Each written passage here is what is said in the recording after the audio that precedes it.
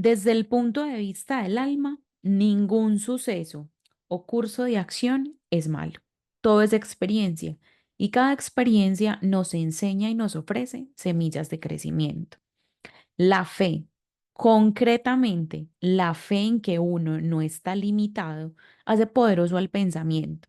La combinación del pensamiento concentrado y de la fe en uno mismo como ser ilimitado es lo suficientemente potente para mover montañas. Qué tremenda reflexión. Hola, hola, yo soy Mile Silva y este es el episodio 4 de mi podcast El libro de tu vida. Y en el podcast de hoy vamos a hablar no solo de este libro, El plan de tu alma. Este libro me lo leí hace mucho rato, me lo he leído ya dos veces, creo que dos o tres, pero quise traer este libro en este episodio porque, a ver, este libro fue como un antes y un después en mi vida, fue como cambiar de capítulo así inmediatamente, porque es un libro, digamos que puede ser muy denso para algunas personas, ya me han hecho el comentario de que es un libro medio pesado. Para mí no fue pesado, fue más bien como una revelación, fue más bien como ese libro donde encontré, digamos que la mayoría de respuestas que estaba buscando.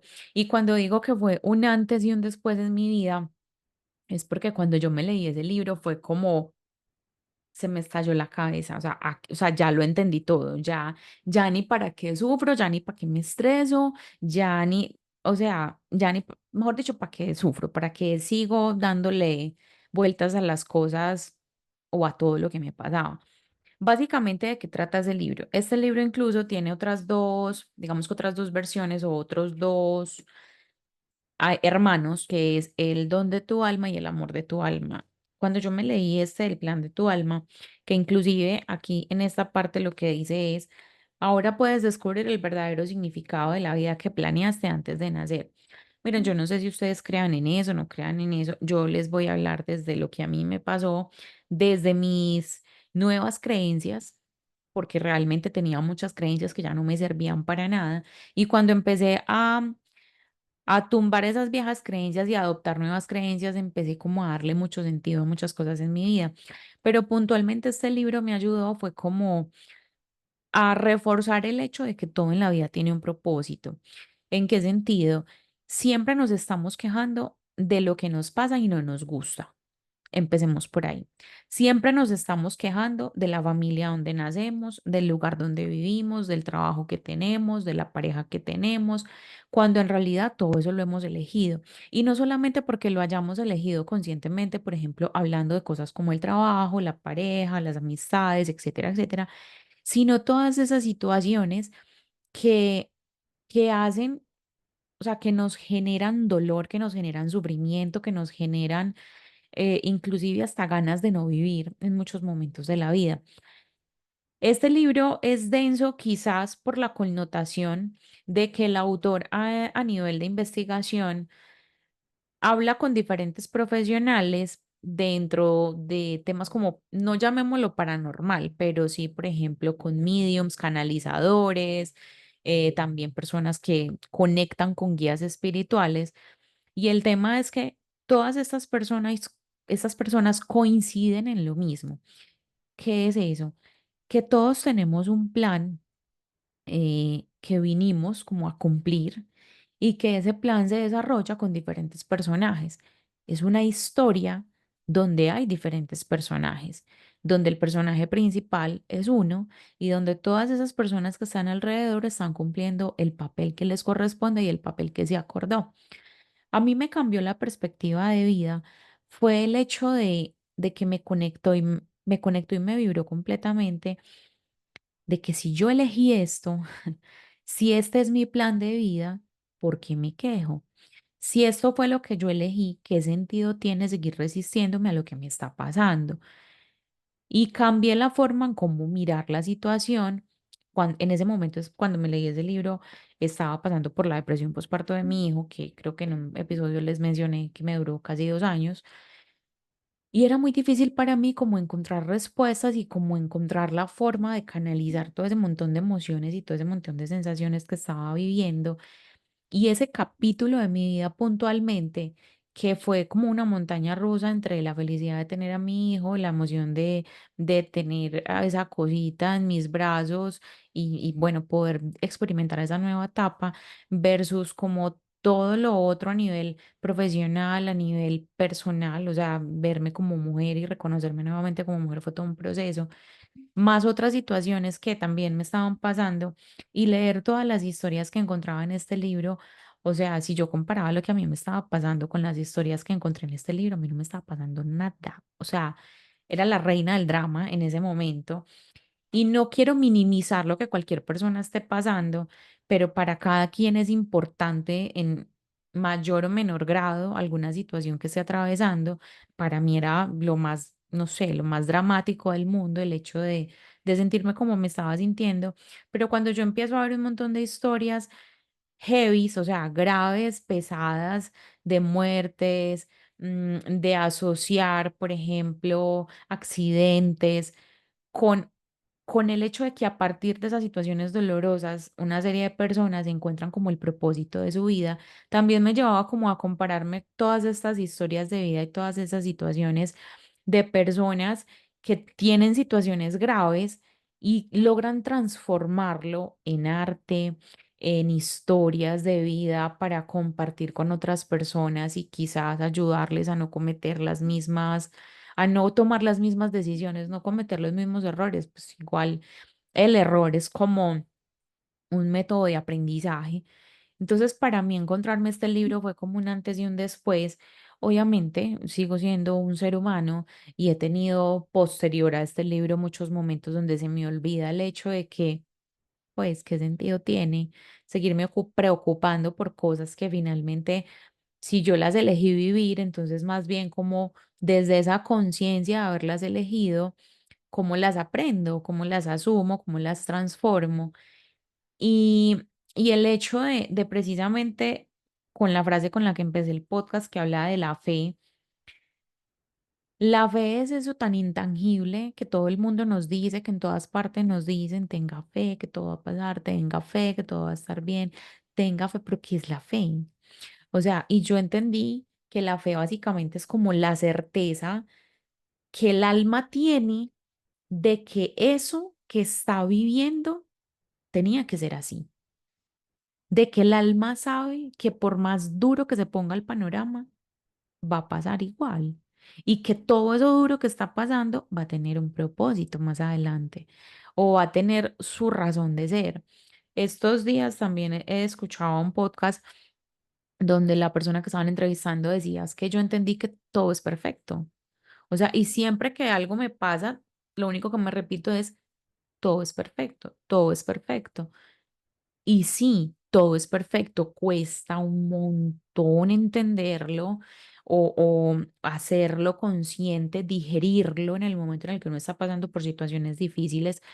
Pero, por ejemplo, parte del hecho de descubrir ese verdadero significado de la vida es entender que por más que uno dé por sentado muchas cosas o por más que uno quiera cambiar otro montón de cosas, si nos concentráramos en lo que realmente es, que es valorar cada segundo, vivir ese presente y vivir ese presente para mí se está volviendo como qué pasó en el día.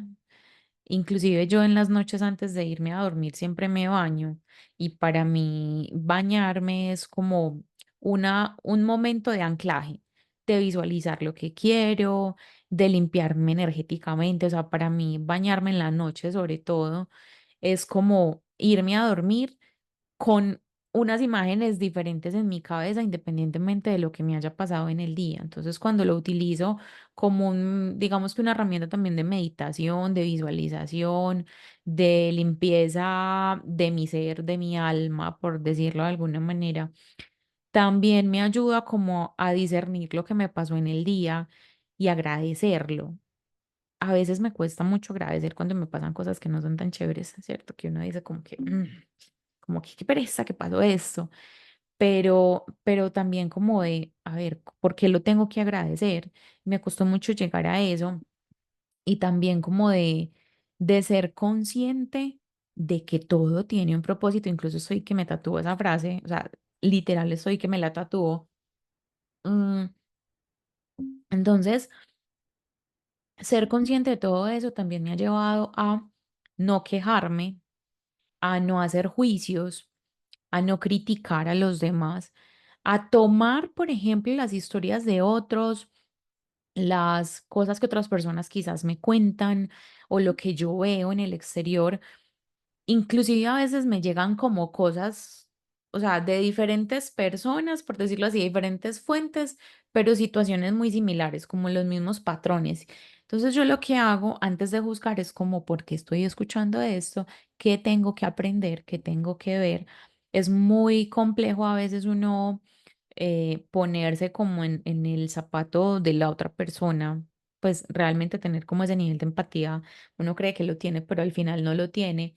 Y por ejemplo, cuando yo hablo de este tipo de cosas o hablo de esta manera, como de que estoy tranquila, me siento en paz, eh, pues no me cargo como con las cosas de otras personas o como por ejemplo cuando quieren venir a echarme culpas que no me corresponden, que eso también lo he ido aprendiendo. Eso a muchas personas les hace mucho ruido y les molesta mucho y es normal porque cada quien em, asume las cosas de acuerdo como a lo que esté viviendo, a lo que esté pasando. Pero, por ejemplo, para mí entender que tener esa certeza o esa fe de que independientemente de lo que esté pasando, primero va a pasar y segundo está pasando por mi propio beneficio, fue puta, eso sí que me costó entenderlo. Porque cuando uno está mal, o sea, a mí también me ha dado depresión. En otro capítulo les cuento, en otro episodio les cuento ese capítulo porque me ha pasado varias veces. Yo también he tenido el sentimiento de, ¿para qué estoy acá? O sea, no le encuentro sentido absolutamente a nada y no le deseo eso absolutamente a nadie. Y por ejemplo, una de las maneras en las que yo encontré como una forma de trabajarme es estando a solas. Estar a solas para mí ha sido como la única manera en la que yo he podido encontrarme a mí misma sin permearme por el entorno. ¿Por qué es tan importante eso? Normalmente le tenemos como miedo, más que a la soledad, a eso, a estar solos, porque siempre que tenemos un problema, que tenemos una situación difícil, estamos buscando a quién cargar o a quién descargar, o estamos buscando con quién hablar. Y eso está bien, o sea, no estoy diciendo que eso esté mal. Sin embargo, yo encontré en estar a solas, en mis espacios sola, cuando he tenido dificultades o cuando he tenido momentos muy difíciles, evito el contacto con las personas, excepto con mi psicólogo, por ejemplo, o con la terapeuta, con el terapeuta con el que esté trabajando en ese momento. Porque por un lado, si yo no siento que le estoy aportando algo positivo a otra persona, pues qué sentido tiene. Y eso también es algo muy personal, pues hay muchas personas que piensan muy diferente y pues eso está bien, pero, pero yo entendí que, por ejemplo, si yo tengo ese momento a solas de discernimiento, de observar lo que me está pasando, lo que estoy sintiendo, tratar de buscar más que resultados, buscar como respuestas en las herramientas que tengo, en profesionales que me puedan guiar, que me puedan ayudar. Me he dado cuenta que a mucha gente, bueno, a mucha gente no, a algunas personas eso les hace mucho ruido, pero el problema es que a ver, si yo no estoy bien, ¿cómo pretendo estar bien para los demás, sobre todo ahora que tengo un hijo? Entonces, para mí este libro fue como, Milena, ya, ya sabes que tú elegiste todo lo que te pasa en tu vida. Inclusive hay una película que habla de eso y es esta película de Disney de Soul, donde la película se centra básicamente en cómo un alma busca el propósito de su vida y lo busca en diferentes situaciones, en diferentes escenarios, cuando al final entiende que el propósito de la vida es ser. Pues para mí la reflexión es esa, el propósito es ser, ser feliz. ¿Con qué? Con lo que sea. A veces queremos encontrar la felicidad en el otro, en la cosa, en el trabajo, en lo que sea. Y no, yo aprendí que es al revés. Hay que ser feliz para poder encontrar como eso en esos escenarios. y es un tema de trabajarlo todos los días y de hacerlo consciente. Por ejemplo, a mí estos días me hacían unos comentarios muy chistosos. mm, para mí son chistosos porque inclusive uno normaliza la rutina de vida que uno tiene. Yo siempre he sido de madrugar, a mí me gusta mucho levantarme temprano, siento que me rinde más el día, que me rinde más todo, soy más bien regular para trasnochar, aunque sí, pues sí me toca trasnochar, lo hago, pero no tengo el mismo nivel de concentración y el mismo nivel de energía. Entonces a mí me decían, es que, ¿cómo hace usted para madrugar? Y me lo han, ese comentario me lo han hecho varias personas. ¿Cómo hace usted para madrugar todos los días? Tener un hijo, el esposo, el trabajo. Y como yo lo normalicé, pues para mí es algo como natural. Inclusive, si yo me voy al otro lado de, no, pero es que igual, o sea, si yo hago todo eso, pero igual no me rinde como quisiera, igual no hago lo que quisiera, pero es lo mismo, todo el tiempo nos estamos autosaboteando y estamos, no le estamos dando valor a las cosas que hacemos, cuando realmente esas cosas son importantes. Entonces, cuando me hacen este comentario de que es que usted qué hace, usted madruga mucho, usted pone fotos en redes sociales a las 5 de la mañana leyendo, y miren, cuando uno encuentra esos momentos donde a uno, o sea, esos momentos que lo recargan a uno, ahí es cuando uno dice que no es, o sea, no es la meta, sino el proceso.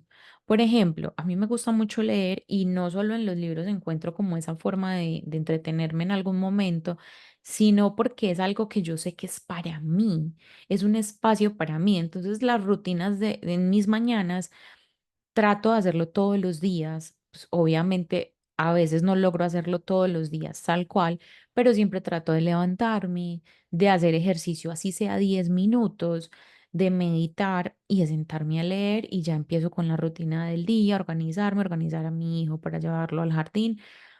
Pero, por ejemplo, cuando yo asocié esa rutina de la mañana como un regalo para mí, automáticamente mi mente lo refleja de otra manera, o sea, lo asume de otra manera. Inclusive muchas veces soy más disciplina que persona porque si yo no me regalo ese espacio primero para mí, ¿qué pretendo regalarle a los demás durante el resto del día? Entonces, por ejemplo, entender que todos los días es un capítulo distinto, todos los días es una historia distinta, todos los días uno tiene la oportunidad o la posibilidad de cambiar la forma de ver las cosas, uno cambia la energía del día automáticamente. Entonces, yo me sentía hasta hace muy poco una persona, una mujer muy limitada, que es precisamente parte de la frase que les leí al inicio de que uno no se la cree y todavía sigo en el proceso de creerme muchas cosas, pero cuando uno habla de fe, habla de lo que uno no ve, de lo que uno todavía no tiene, inclusive de lo que uno todavía no es. Yo soy mucho de frases que a mí se me, o sea, recuerdo mucho las frases y por ejemplo esa frase de, si usted quiere si usted quiere ese éxito o ese resultado, conviértase primero en la persona merecedora de ese resultado. Ahí es cuando me devuelvo al proceso, de que uno no quiere vivir el proceso que se necesita para lograr muchas cosas y al final la meta es el mismo proceso. Entonces, para mí este libro del plan de tu alma fue como ese punto de mi vida en el que yo entendí que había como dos maneras de vivir, que había dos maneras de hacer las cosas. La manera forzada, la manera dolorosa, la manera sacrificada y la manera fluida. ¿Por qué la manera fluida? Porque hay situaciones muy difíciles, hay situaciones donde uno ya como que, o sea, está parado de milagro, pero cuando uno logra hacer conciencia, como de preguntarse. Dicen por ahí que la calidad de las preguntas es la calidad de las respuestas.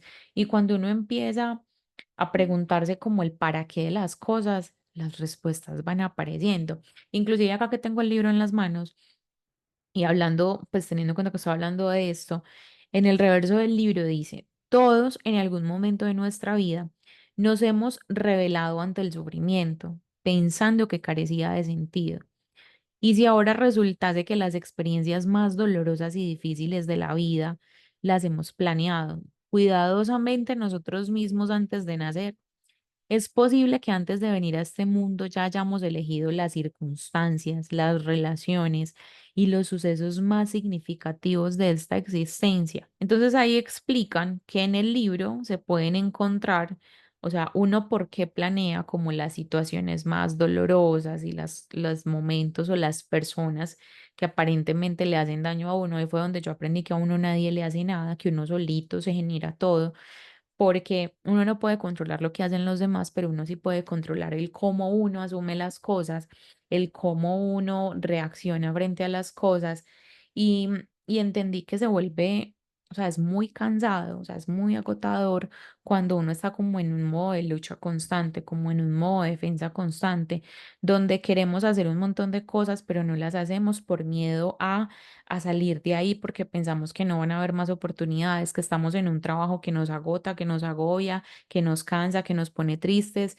que nos hace llorar, pero no somos capaces de tomar la decisión de salir de ahí, buscar realmente la vida que queremos, que estamos en una relación tóxica donde no nos valoran, no nos quieren, no nos ponen atención, pero tampoco tenemos la valentía de tomar la decisión de salir de ahí porque simplemente pensamos que no hay nada más, cuando realmente todo está en uno. O sea, uno es el dueño y el único responsable de lo que a de lo que a uno le pasa.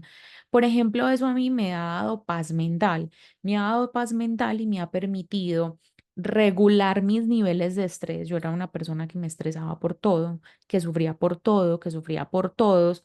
Mm, Cuando yo empecé a entender como los problemas no son míos, los problemas cuando me los vienen a cargar los demás no me corresponde y me he ganado miradas feas, comentarios feos por eso, pero al final vuelvo al mismo punto. Mi paz mental no es negociable. Mi paz está por encima de cualquier cosa. Y cuando uno comienza a entender eso, yo hace un par de días di una charla donde precisamente tocaba el tema de que cuando uno empieza a cambiar esa perspectiva, a uno la vida lo saca de donde lo tiene que sacar y lo pone a donde lo tiene que poner. Le manda a las personas que uno necesita y le quita a las personas que uno ya no necesita en la vida. Yo aprendí y he ido aprendiendo a fluir como con ese tipo de cosas. Yo tengo digamos que hasta en mi carta astral aparece eso, si no tengo, pues si mi memoria no me falla, mis vínculos con las personas, y creo que también lo mencioné en otro podcast, pero entendí que, por ejemplo, ese es un mecanismo de defensa que yo tenía con los demás. O sea, ese mecanismo de defensa básicamente es como como por el tema emocional de que si yo me vinculo mucho o me apego mucho a las personas, voy a sufrir. Todavía estoy trabajando en eso, como tratando de recuperar eso en mi vida, porque, a ver, hay algo que yo definitivamente disfruto mucho y es el hecho de estar como en un espacio sola, haciendo cosas que a mí me gustan, como leer, escribir. Cuando yo era niña escribía mucho, tenía los diarios y todo el tema.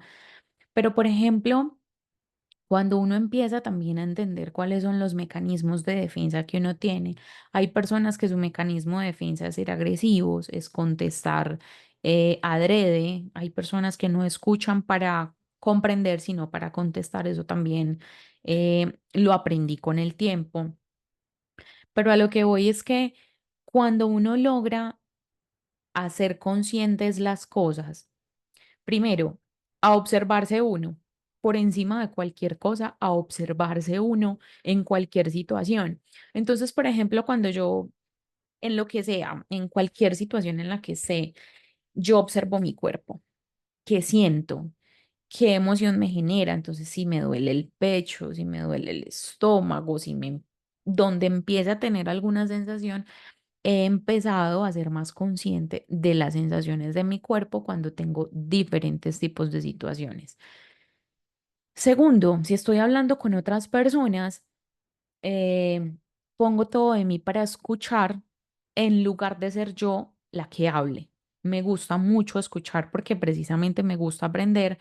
Entonces, soy como muy atenta a observar también al otro y no solo observar desde lo que habla, sino también desde su corporalidad, cómo se mueve, qué muletillas tiene.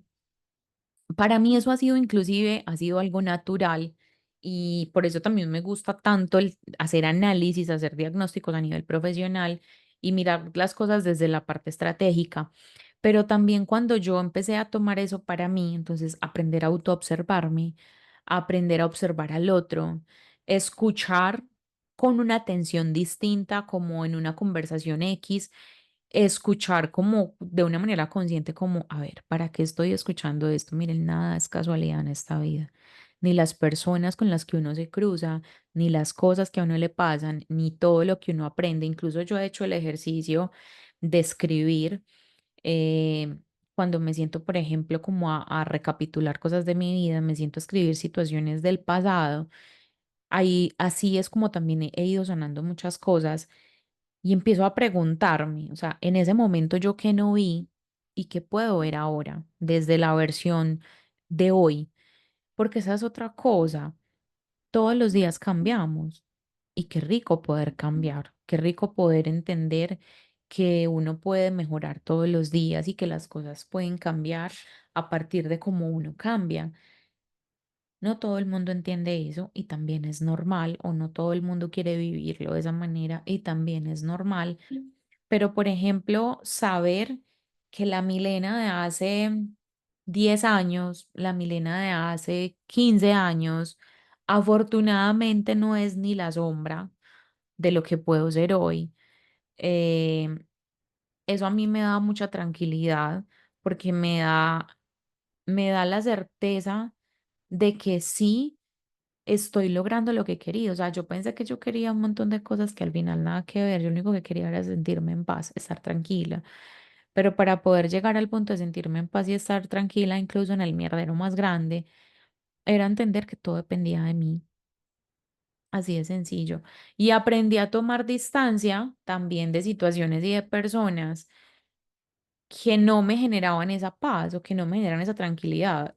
¿A ustedes no les ha pasado que, por ejemplo, entran a un lugar o conocen a ciertas personas y es casi automático, que tienen como ese, como, uy, acá no es? Como hay personas que uno conoce que uno dice como si te conociera de toda la vida.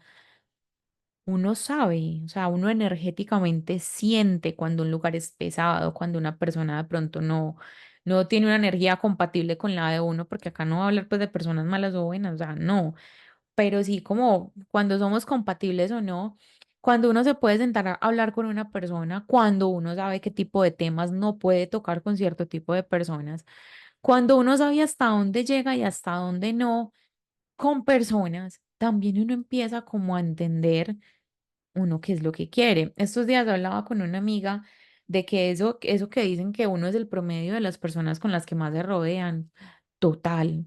O sea, si uno es el más inteligente en ese grupo de amigos o en esa mesa de personas, busque otra mesa. Porque usted necesita aprender, uno necesita aprender, necesita rodearse de personas mejores que uno, más tesas que uno. Si usted se junta con 5 borrachos, usted va a ser el sexto borracho.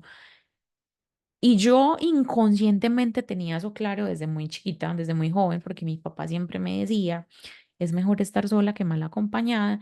Y eso lo asocié de una manera muy literal, porque ahí es donde va como el tema también de mis vínculos, o sea, una parte de que siempre busqué estar sola, de que siempre busqué como tener un círculo de amigos muy reducido, extremadamente reducido. Mm, pero también es por eso, o sea, si yo no tengo nada que aportarle bueno a una persona, pues ¿para qué estoy ahí? Y si yo no encuentro algo que me aporten de manera positiva, y ojo, no hablo desde las cosas tangibles, sino desde que yo diga, qué rico poderme sentar a hablar con esta persona. A mí me ha pasado en varias ocasiones con diferentes personas, donde después de una conversación yo llego con dolor de cabeza a mi casa.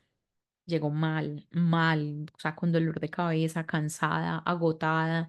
Por ejemplo, a mí los lugares con mucha gente, los centros comerciales, lugares donde hay tumultos de personas, eso a mí me baja la energía de una manera que yo no entendía por qué.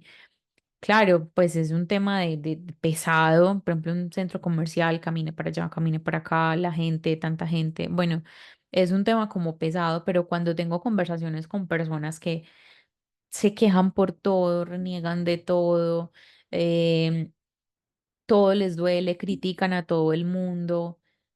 Yo escucho atentamente, pero yo solo después llego a mi casa como, ya no quiero saber de esta persona. Antes, el tema es que yo antes era así. Ay, no, es que me da hasta vergüenza decir esto, pero yo antes era así. O sea, yo hace años yo era así. Yo me quejaba por todo, yo renegaba de todo. No, no sé si criticaba a todo el mundo, pero bueno, las personas como que no. O sea, como que yo pensaba que me estaban haciendo mal. Yo sí, lo mismo también. Entonces ya verme del otro lado es como, por eso entendí o sea, qué horror. Pues. O sea, yo dije, o sea, no, yo no vuelvo a hacer esto. O sea, si yo voy a hablar con una persona solamente para contarle mi triste historia, pues, o sea, no, prefiero no hablar con nadie, prefiero estar sola, prefiero, prefiero decir todo eso, prefiero expresar todo eso en un cuaderno. Y eso fue lo que empecé a hacer, empecé a escribir todo ese tipo de cosas. Empecé a, como a drenar todas esas emociones y todas esas situaciones malucas en mis cuadernos y a hacer lo que ahora le dicen journaling, básicamente, que es escribir, y me empezó a funcionar porque empecé como el solo hecho de no dejarlo en mi cabeza, primero me reducía los dolores de cabeza y segundo me ayudaba a discernir, me ayudaba a entender, releer, miren esto, escribir todo ese montón de mierda que estaba pasando. Luego sentarme y leerlo. Ah, no, no, no, no, no. No, ustedes no se alcanzan a imaginar. Eso era como, yo escribí eso, como, uy, pobrecita, como, uy, qué pesar, como, Milena, ¿dónde estás parada? Entonces, si yo me ponía, o sea, si yo me hacía en mi cabeza la imagen de yo contándole todo esto a una persona, como lo hacía antes, ay, no, qué pesar de esa persona. Y uno no debe tenerle pesar a nadie, pero yo decía, no, o sea, ¿qué sentido tiene?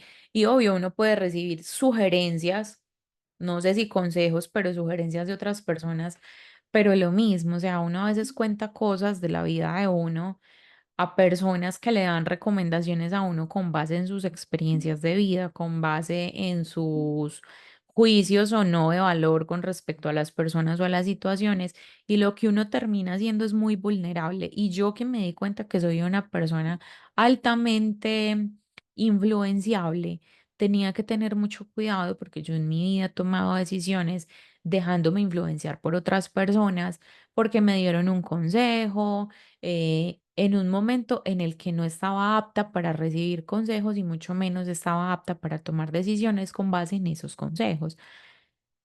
Aprender a discernir eso es muy difícil, porque también uno a veces termina siendo como el malo de la película, como el aparte, el que, pues, el orgulloso, y no, precisamente porque yo aprendí que buscar mi paz mental y buscar mi bienestar sin hacerle daño a nadie, era precisamente saber dónde quedarme, saber dónde no quedarme, pero sobre todo saber qué hacía yo con mi energía y saber qué hacía con mi día a día y saber qué hacía con mi vida. Entonces, para mí, ese capítulo de mi vida donde yo era doña pobrecita, donde yo me quejaba por todo, lo abracé porque también lo critiqué, me juzgué muy duro y yo soy muy exigente conmigo misma, o sea, lo que no me exigen los demás me lo exijo yo misma, y me ha costado mucho irle bajando al ritmo, ir entendiendo o sea, fluir es fluir, pero de manera consciente, o sea, fluir en el sentido de cómo me amo yo, cómo me abrazo yo, cómo me reconozco yo, sin querer ser la salvadora de los demás, el soporte de los demás, sin querer vivir la vida de los demás, porque a veces uno por no enfocarse en la vida de uno, no vive la vida de otros, queriéndole solucionar la vida a todo el mundo y no funciona de esa manera.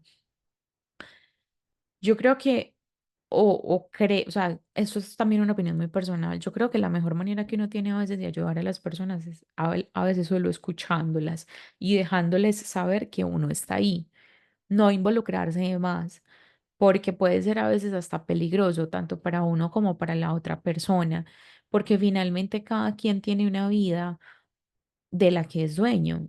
Cada quien tiene el bolígrafo de su historia y es el único autor. O sea, uno no puede escribir en la vida de los demás. Uno comparte vida con personas, con la pareja, con la familia, con los hijos, pero al final del día es uno con uno mismo. Y a veces nos cuesta mucho tener esos espacios a solas, por eso nos pegamos del celular, por eso buscamos siempre mecanismos de entretenimiento, porque buscamos estar como desconectados de nosotros mismos y eso es muy dañino.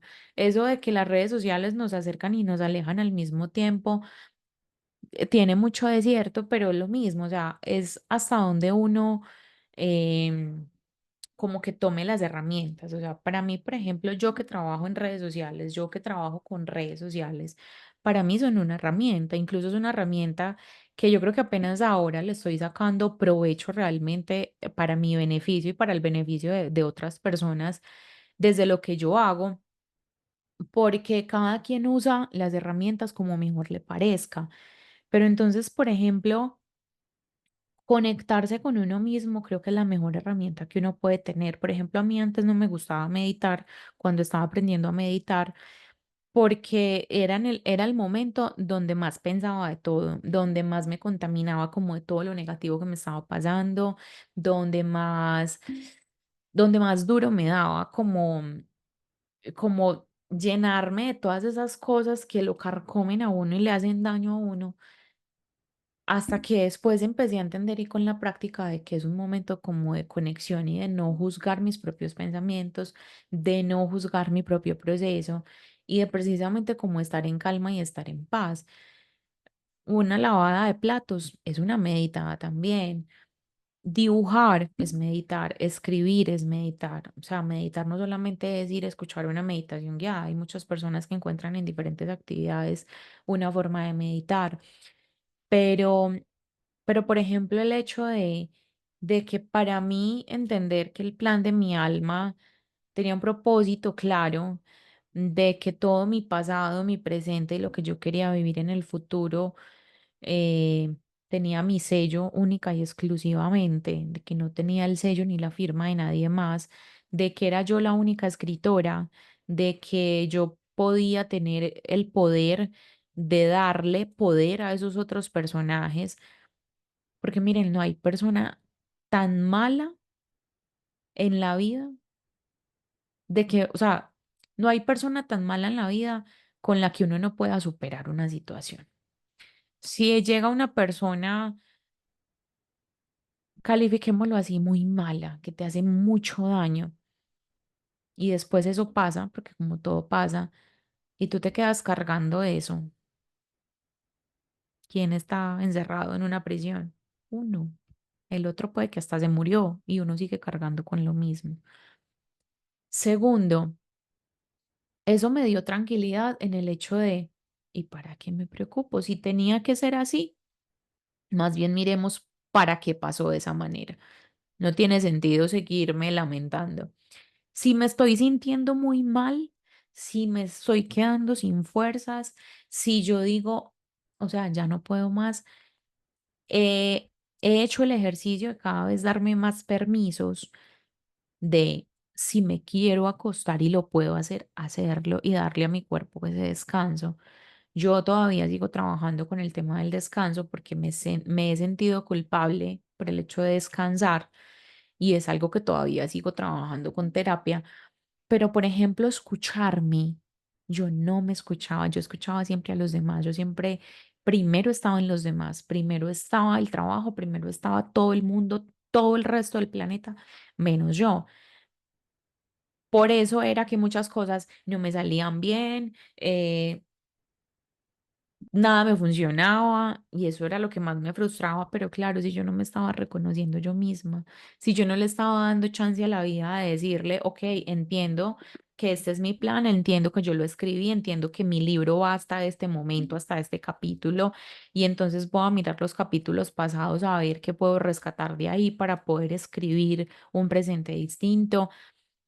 Y como en un episodio mencionaba, entre más información tiene uno, el nivel del examen es mayor. Uno a veces repite situaciones en la vida. Cuando yo fui consciente de eso fue mágico porque empecé a hilar muchas situaciones que repetía. Y claro, cada vez que las repetía tenían como un nivel diferente, como un nivel más grande. Y yo decía, ok, si yo no he podido pasar de acá y me están aumentando el nivel, entonces, ¿qué es lo que está pasando que no logro resolver? Pero siempre hacerlo hacia adentro. También hablaba con una persona de que el trabajo interno, muchas personas no lo quieren asumir, está muy bien, está válido, porque es el más difícil, porque uno siempre quiere ocultar los errores o la mayoría de las veces no quiere reconocer que se equivocó, porque uno decir que se equivocó, decir que uno es el del problema, decir que uno es el responsable, no es tan chévere. Pero hacerse responsable es como sí, sí, la responsable soy yo y qué, y yo me hago cargo y yo asumo las consecuencias de eso. Cuando yo decidí dejar de ser la víctima de todo el mundo, de mi esposo, de mis papás, hasta de mi hijo, de mis amigos, de lo que fuera, yo sentí como que descansé. Como qué sentido tiene sentirme la víctima de todo el mundo. No tiene ningún sentido. Empecé a recuperar el control de mis emociones. Inclusive estos días en una conferencia decían que es que las emociones no se gestionan, sino que se sienten. ¿Cuánta verdad hay en eso? Por ejemplo, a mí me da rabia y yo digo, sí, tengo rabia y me siento listo. ¿Por qué tengo rabia? ¿Para qué siento esta rabia? Y esto me genera esta rabia. Listo, ¿cómo resuelvo esa emoción? El hecho de darme el permiso de sentir, si me siento triste, yo me siento, lloro, me siento triste. O sea, aprendí y he ido aprendiendo cada vez más a abrazar esas emociones. Y que o sea, realmente para mí tuvo mucho sentido como las emociones no se gestionan, se sienten, porque es que cuando uno las siente, uno las suelta. Cuando uno reprime, reprime, reprime porque tengo que ser perfecto, tengo que ser perfecta, yo no puedo mostrar esto, yo no puedo mostrar aquello, eh, es que yo, o sea, esta es mi cara, esta es mi personalidad y eso es lo que tengo que mostrar contra el mundo cuando uno, pues, pobre pendejo que no sabe ni siquiera lo que está haciendo con su vida y quiere mostrarle al resto del mundo otra cosa.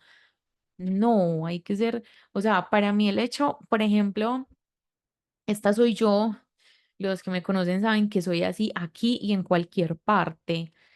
Yo no soy no soy de chistecitos, ni mucho menos, soy más bien una mujer callada, muy callada, porque me gusta mucho observar. Cuando tengo algo que hablar, lo digo, lo hablo sin ningún problema, pero soy muy callada. Afuera, pues yo no soy de las que va por ahí en la calle entablando conversación con todo el mundo, eso me cuesta un montón, pero pues no, estoy como todo el tiempo en pro de observar mi entorno.